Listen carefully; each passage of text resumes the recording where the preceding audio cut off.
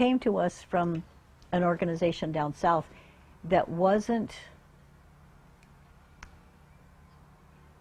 it was just a gal who was a bus driver for the city for kids, and she, on her route, would see these adopted horses that were in dire situations. And so she became one of the people that BLM uses to go out and check on the places. And when she would find one that wasn't in a good situation, she would let them know.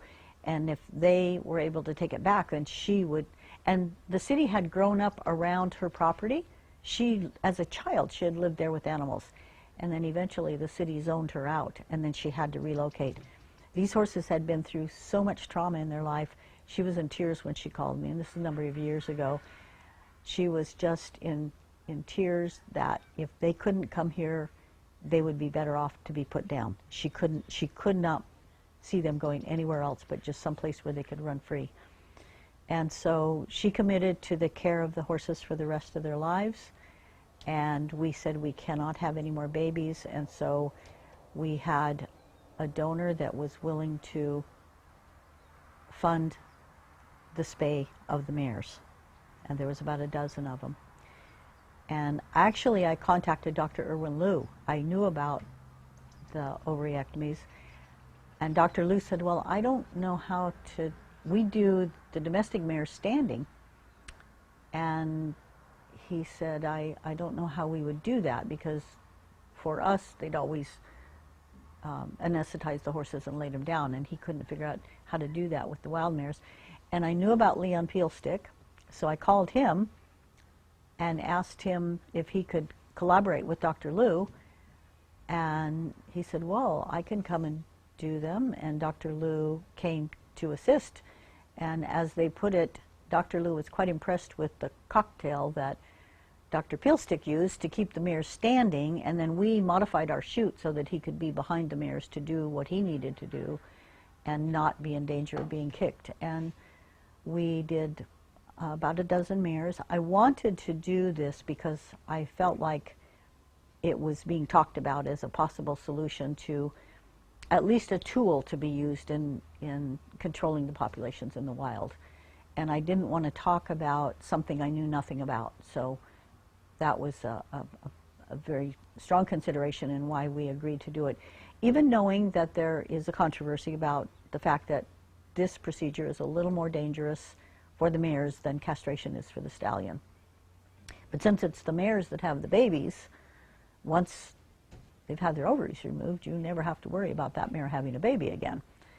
And for us to be able to continue here providing a home for horses, the fewer babies we have and have to use resources in getting them placed properly, it was just a win-win, we thought. So our understanding was the mares would need to be kept quiet, very quiet for the first week. And that's vastly different than the stallions. The stallions, you need to run and make sure that they keep that incision open so that there's no infection developing, so that it will continue to drain. With the mares, you want complete quiet so there's no the danger of internal bleeding, which you'd not be able to do anything about in a wild mare if that happened.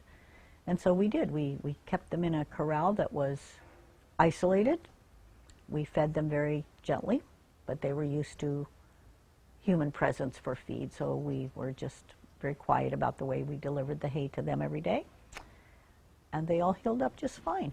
And I see them on the feed ground every time I'm out there.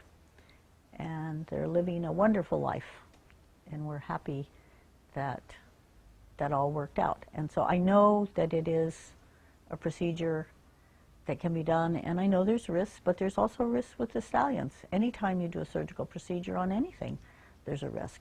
Then you just have to weigh out the benefits as opposed to the risk, and what kind of a life is it to keep a wild horse in a pen away from its family. I know how I would feel if I was given the choice. You can live in this pen the rest of your life, or with certain adjustments, we can just let you go have whatever life you choose.